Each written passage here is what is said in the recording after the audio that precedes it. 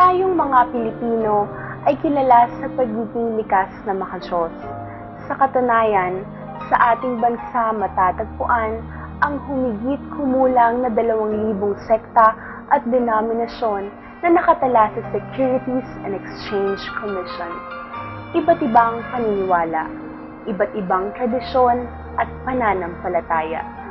Sa kanyang dating pananampalataya, sa lugar ng Santa Mesa, Manila, kasama ang kanyang mga ninuno, madalas na susumpungan ang kapatid na Cora Aquino. Dati ko si pananampalataya ay isang Katolik na kinagisnan ko noon kasi ang mga magulang ko, mga Katolik sagrado, mga ninuno. Kaya na ako'y lumaki hanggang na nag-aral, isa akong Katolik na nagsisimba kami ng linggo o anumang araw na itinakda ng pagsamba sa lugar namin. Dumadalo kami kasama mga magulang ko. Ang paglilingkod namin noon ng kinagisnang kong pananampalataya ay hindi mo malaman kung alin ang tamang pananampalataya kasi pag uwi mo sa bahay, nandoon yung naririnig mo pa rin yung ibang mga pananalita. Lumaki at nagkaisip ang kapatid na Cora Aquino, ngunit kailanman ay dinawaglit sa kanyang pagkatao ang kanyang pagiging relihiyoso. Naging bukas sa pagtanggap sa mga pananampalataya sa ating panahon, lamang ay di masumpungan ang katotohanan. Although may dumating na pananampalataya na nagpakilala na PBMA, Philippine Benevolent Missionary. May Bible silang ipinangangaral nila na ito daw parang inuudyukan pa yung mga tao na maniwala sa kanila. Ako po ay nanatili sa pananampalatayang yon sa PBMA sa loob ng 2 hanggang 3 taon. Ganon din wala akong nararamdaman ng kapayapaan yon. Hanggang sa nagkaroon ng bukol sa leeg ang kapatid na Cora Aquino, palibas sa likas na makadiyos at relihiyoso, ay sinubukang umanib na naman sa iba't ibang pananampalataya sa pag-aakalang sila'y may kakayahang makapagpagaling sa kanya. Nagsisimba ako sa Tondo, pumupunta kami sa Santo Niño, sa likod pa. Dala-dala kami ng mga panyo, pupunasan ni Santo Niño, tapos pupunas din sa bukol mo. Kung saan ang sakit mo, doon may pupunas. Nagsimba ako sa Quiapo tuwing Biyernes. Wala rin nangyari. Ganun pa din. Walang pagbabago. Kaya, siyempre, ako naghahanap pa rin ako kung ang sa isip ko, kung sino ang magpapagaling ng bukol ko sa liig. Kasi nga, nagpa-doktor na ako noon na ooperahan nga raw yung bukol ng liig ko. Sinubukan ko sa GIL naman, sinubukan ko dumalo. Pero wala rin naman nangyari ng pagdalo ko.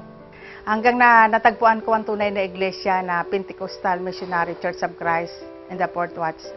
Kaya malaking pasasalamat ko sa Panginoon, ang biyaya na pinagkaloob niya sa aking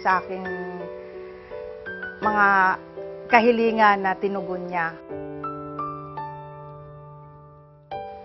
Nabot ako ng pangalan ng Fourth Watch. Natandaan ko nagba-Bible study si Pastor Vic sa bahay. Yung sinabi niya na may talata sa Bible na pag ikaw kumatok, ikaw bubuksan. Pag ikaw humingi, ikaw bibigyan. Nanata ako na kung ito nga ang tunay na iglesia, ang karamdaman ko ay gagaling. Noon, tama-tama nanata ako na tuwing linggo, magsisimba ko. Tuwing worship, hindi ako absent. 1 taon yun. Ginawa ko yun. Wala akong absent ng worship 1 taon. Para sabi ko, tama-tama naman noon, New Year, si Apostol na nalangin sa mga may mga karamdaman. Ayun, doon ko naranasan na ang pagtatagumpay. Pinagaling niya yung aking karamdaman, lahat ng tanong ko nasagot. Kasi bigla na lang hindi ko na malaya na nawala na pala. Oh, hindi ko na malaya na wala na nang ginanang kong liig ko, parang wala na nga hanggang ngayon na. Talagang sa tunay nga talaga na iglesia, siguro itong kinaaniban namin. Yun, nagwali na kami nagdalawang isip. Hindi na kami bumalik sa dati namin pananampalataya. Ngayon, nanatili na kami dito dahil nakita namin yung pagkakaiba. Malaking pagkakaiba. Dahil yung una kong pananampalataya ay hindi ko maramdaman ng espiritu noon eh. Hindi ko maramdaman ng espiritu kaysa hindi katulad ngayon na pag marinig mo ang salita ng Diyos ay pumapasok sa puso mo saka sa isip mo.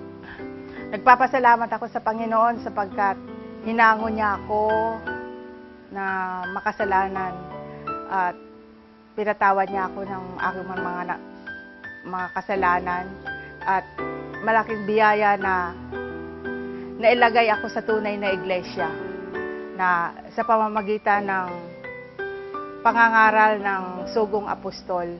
Nagpapasalamat ako sa Panginoon na natagpuan ko ang tunay na iglesia. Hanapin ninyo ang katotohanan at ang katotohanan ang magpapalaya sa inyo.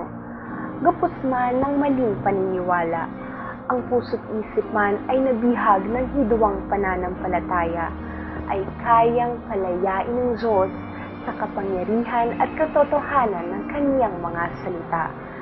Kasabay ng pagbubukas ng Diyos ng pagkakataon sa kapatid na Cora Aquino ay ang pagbubukas ng pinto ng pananampalataya upang kanyang matanggap ang kaligtasan ng kanyang kaluluwa at siya'y madala sa tunay na pananampalataya. Purihin ng Panginoon.